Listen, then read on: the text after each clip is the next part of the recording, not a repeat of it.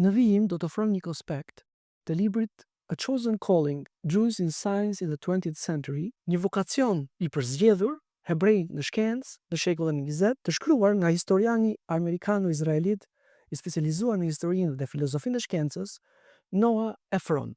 Në këtë libër, autori ofron një analizë të thellë dhe sfiduese për lidhjen e ngushtë midis hebrejve të shekullit 20 dhe shkencës. Për gjatë shekullit 19 dhe 20, hebrejt e kanë dominuar fushën shkencore. Si shpjegohet një fenomen i tillë? Pikë së pari në këtë libër, autori refuzon propozimet që e shpjegojnë bizotrimin e shkencës moderne nga studiues hebrej, si rezultati i një intelekti më të lartë të lindur të hebrejve krahasuar me pjesën tjetër të popullsisë botërore. Ai hedh poshtë tezën se hebrejt, veçanërisht hebrejt ashkenazi, janë natyrshem më inteligjent se pjesa tjetër e popullsisë botërore për shkak të faktorëve gjenetik, apo se kultura hebraike është në mënyrë të lindur më racionale, më e lidhur me librin apo më pro-intelektuale, gjë që u jep hebrejve një avantazh natyror në fushat akademike ose shkencore. Ai refuzon çdo tezë që e sheh suksesin e hebrejve në shkencë si të përcaktuar biologjikisht apo të bazuar në faktorë të brendashkruar intelektual që presupozohet se i veçojnë hebrejt nga pjesa tjetër e botës.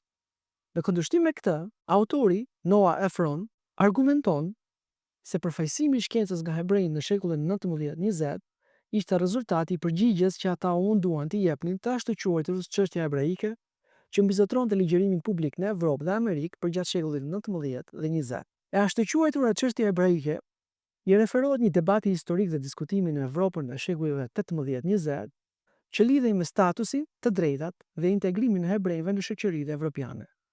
Ajo konsistonte në pyetje si duhet trajtohen hebrejt në shtetet moderne kombëtare? A mund të asimilohen plotësisht hebrejt në shoqërinë evropiane apo janë ata në thelb të ndryshëm? A janë hebrejt një grup fetar, një racë apo një kombë? Në thelb të argumentit të Efronit, qëndron ideja se hebrejt e përqafuan shkencën sepse ajo ofronte një zgjidhje për çështjen hebraike që zhvilloi në Evropë. Domethënë, ofronte një zgjidhje për sfidën e vazhdueshme për mënyrën se si hebrejt mund të jetonin dhe të pranoheshin nga shoqëritë përreth tyre. Për hebrejt që përballeshin me përjashtim, marginalizim dhe përndjekje, pohon ai, shkenca ofronte një fushë meritokratike ku hebrejt mund të përparonin përkundër antisemitizmit të përhapur. Në shkencë, preardhja kishte më pak rëndësi se sa aftësia e dëshmuar, dhe universale mund të kapërcenin paragjykimet etnike. Autori i librit thekson se përfshirja e hebrejve në shkencë ishte një dukuri e varur me kontekstin historik, e rrënjosur në nevoja dhe mundësitë e caktuara shoqërore, dhe jo një tipar i lindur apo i përjetshëm. Në këtë mënyrë, në libër, autori e ripërkufizon arritjen shkencore hebreje si një zhvillim kompleks historik dhe jo si një pashmangshmëri kulturore. Me fjalë të tjera, Efron argumenton se atribuimi i suksesit shkencor hebre ndaj epërsisë biologjike apo intelektuale të lindur është i gabuar dhe thjeshtëzon tepër një realitet historik kompleks. Në vend të kësaj, autori thekson se shfaqja e hebrejve në krye të shkencës ka ardhur si rezultat i faktorëve shoqëror dhe historik. Ai këmbgul se arritjet shkencore të hebrejve ishin përgjigje ndaj kushteve të jashtme specifike që e bën shkencën një rrugë tërheqëse dhe të realizueshme për shumë hebrej në shekullin e 20. Në libër, autori analizon forcat historike, shoqërore dhe politike që i shtyn hebrejt drejt karrierave shkencore, duke e kthyer shkencën në një rrugë për përparim personal dhe një strategji kolektive për mbijetesë dhe integrim. Pra në këtë mënyrë, në këtë libër, autori e ripërkufizon arritjen shkencore hebreje si një zhvillim kompleks historik dhe jo si një pashmangshmëri kulturore. Libri është ndërtuar mbi 3 raste studimore të komuniteteve hebreike kryesore: komuniteti hebraike në Shtetet e Bashkuara të Amerikës, në Rusinë Sovjetike dhe në Palestinë apo Izrael. Në secili rast, Efron tregon se si konteksti lokal politik dhe kulturor ndikoi në mënyrën se si hebrejt përqafuan shkencën, por gjithashtu se si një logjike përbashkët, domethënë që shkenca si mjet për pranim, përparim dhe dignitet kolektiv i bashkonte këto përvoja të ndryshme. Në Shtetet e Bashkuara, pohon ai, emigrantët hebrej gjetën në shkencë një mjet për t'u integruar në një shoqëri meritokratike. Shkenca u promovua fuqishëm në hapësirat kulturore hebreje, në libra popullore në gjuhën jidish, predikimin në sinagogë dhe organizata komunitare. Gjatë gjithë spektrit fetar, me përjashtim të ultraortodoksëve, hebrejtë amerikanë pan shkencën si të përputhshme me vlerat e lirisë intelektuale, demokracisë dhe ngjitjes shoqërore. Efron thekson se investimi hebre nuk ishte vetëm në ushtrimin e shkencës, por edhe në përhapjen e një demokracie shkencore. Pra në besimin se vlera shkencore ishin baza e një shoqërie të shëndetshme dhe të barabartë. Në Rusinë sovjetike, vazhdon ai, rrëfimi është ndryshe, por po aq domethënës. Këtu hebrejt kaluan nga një pozitë të thellë marginalizimi në regjimit carist në një përfaqësim të konsiderueshëm në fushat shkencore gjatë periudhës së hershme sovjetike.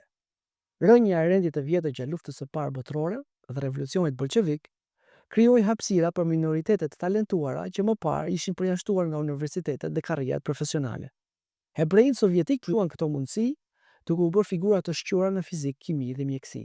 Megjithatë, e front vërën se rrafimi sovjetik i ngjitjes së hebrejve në fushat shkencore ka të bëjë më shumë me një përmbysje të jashtme shoqërore që krijoi mundësi të reja, sesa me një kulturë të brendshme të zhvilluar ndaj shkencës. Në Palestinë dhe më vonë Izrael, vazhdon ai, shkenca ishte pjesë përbërëse e ndërtimit të kombit udhëheqësit sionist si Theodor Herzl e parashikonin një akve hebraik të ndërtuar jo vetëm mbi pretendime historike, por edhe mbi aftësinë shkencore dhe teknologjike. Udhëheqësit sionistë argumentonin se pretendimet historike mbi tokën palestineze nuk ishin të mjaftueshme për legjitimimin e një shteti të ri, izraelit. Puna shkencore, duke nisur nga inovacioni bujqësor deri tek shëndeti publik, shihej nga udhëheqësit sionistë si domosdoshmëri praktike, si dhe diçka që kishte domethënie ideologjike. Përzierja e punës shkencore me tokën përshkruhej si përmbushje moderne e premtimit biblik. Figura si Chaim Weizmann, një kimist që u bë presidenti i parë i Izraelit, simbolizuan bashkimin e shkencës, kombësisë dhe modernitetit. E front tregon me kujdes se si arritja shkencore u bë pjesë e identitetit izraelit në formim, duke dalluar hebrejt të ri nga figurat e vjetra dhe të marginalizuara të jetës në shtetet evropiane. Libri i Efron është njëkohësisht akademik dhe lehtësisht i kuptueshëm, i mbështetur nga shënime të shumta, por i shkruar me një stil të qartë dhe tërheqës. Autori shmang me kujdes shpjegimet e thjeshtëzuara, duke theksuar dallimet midis përvojave amerikane, sovjetike dhe palestineze, ndërsa identifikon fijet e përbashkëta. Megjithatë, libri nuk është pa mangësi.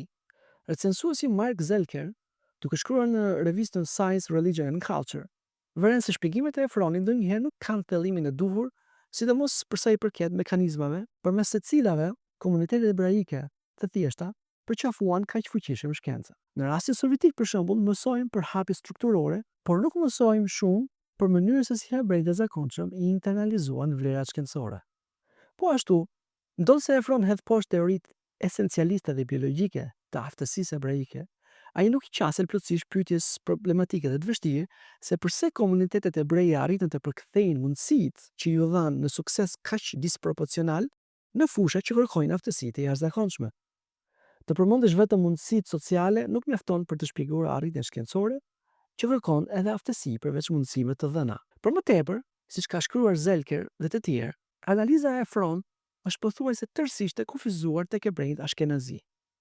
Hebrejt me preardhje nga lindja e mesme dhe Afrika e Veriut, të cilët mbërritën më vonë në Izrael dhe patën përvoje të ndryshme me shkencën dhe modernitetin, janë thuajse të padukshëm në rrëfimin e tij. Disa pyetje të rëndësishme mbeten të hapura.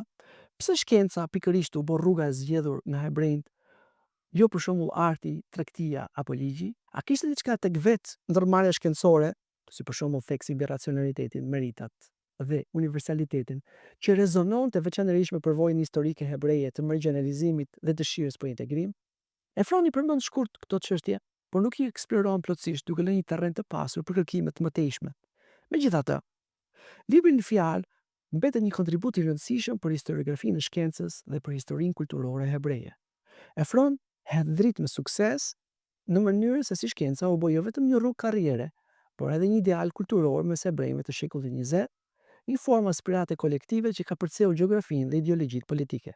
Ai i fton lexuesit të mendojnë për shkencën jo vetëm si një koleksion zbulimesh dhe teknologjish, por si një forcë shoqërore që ofron shpresë, dinjitet dhe ndjenjë përkatësie për grupet e marginalizuara.